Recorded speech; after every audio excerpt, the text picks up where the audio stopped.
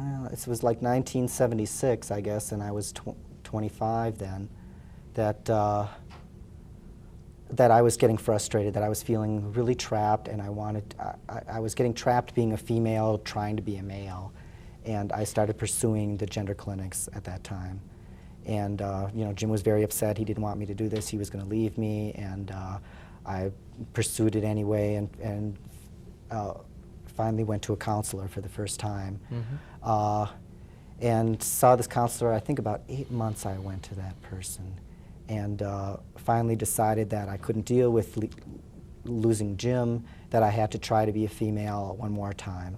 So I went back and bought some female clothes and female shoes, and started trying to be a female part of the time, and being a male other part of the time. So sometimes I would go to work. I'd wake up in the morning and put a dress on and go to work, and then I'd come home from work and put my men's clothes on and go to the gay bars and try to pass as a boy. And sometimes I'd wake up and feel like I want to be a boy today, and so I'd dress in my suits and go to work. And so they were real used to me by then. This was the same job that I had been hired in men's clothes. They saw me through this whole thing.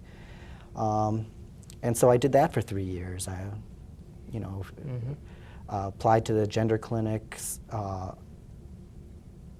in '76, and they never answered me, and I never pursued it because I thought, well, I better try being a female again. And after 3 years of trying to go back to the female role, what then? Jim left me anyway. So it was like, he left me for a female, and he left anyway, and it was like, wow. Then all of a sudden I was stuck with myself. And I went through a summer trying to, you know, continue on being a female and try to find another boyfriend or something. And after about 3 or 4 months of that, I thought, what am I doing? I don't want to do this. This is not what I want to do. And that is when I seriously started pursuing hormones and the change. What about then the down below, the genital aspect of it? Well, once again, I applied to the gender clinics saying, hey, I've been living full-time as a male now for 6 years, and it's all been working out. Everything's been fine. I can do it. I'm being a gay man, and I need to have this bottom surgery. I finally have the money for it. And once again was told that my case was too unusual, that they had never heard of a female-to-male who wanted to be a gay man, that they did not want to be the first to operate and deal with such a person. So I was left to try to find someone outside of the gender clinics and the gender professionals to get the bottom surgery done. And through the grapevine, through my contacts in the transvestite transsexual community, I found a doctor who had performed one previous genitoplasty, is what he called it, and he agreed that if I could get my letters of reference together, that he would also perform the surgery on me. And I did undergo that surgery in April of '86.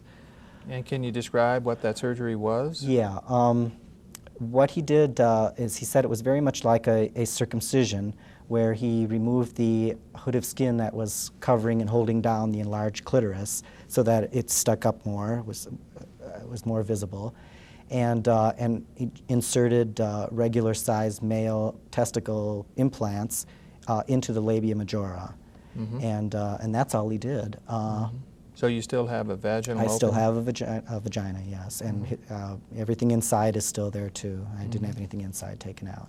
I thought I'd rather spend my money on the outside, what people could see, and not worry about what's inside. You weren't that worried about having a uterus or ovaries? It's, you know, I don't have menstruation, and they're not functional anyway, so who cares? So after this then last surgical procedure, which goes back to last April, did you feel more complete then in the male role? Yes, and it was kind of a long recovery period for me. I had problems with one of the testicular implants, and it had to be reinserted a total of 3 times. So it was kind of a long, drawn-out process. And in the interim, while I was recovering from one rejection of the implant, before he would reinsert it, is when I discovered that I had AIDS. I was diagnosed with AIDS. And that was probably my first thought was, oh great, now I'm going to die, and I've got one ball, and there's no way the surgeon is going to operate on me again, having AIDS, and reinsert this implant, and I'm going to die with the surgery never even done. And that was, I think, the worst part of finding out that I had AIDS. But he did agree to do it. About 3 months after I got out of the hospital, after having pneumocystis, he did insert the implant, and it stayed. So that was. So you feel healed complete at this point, Yes, finally. finally after I this. can present myself as a male.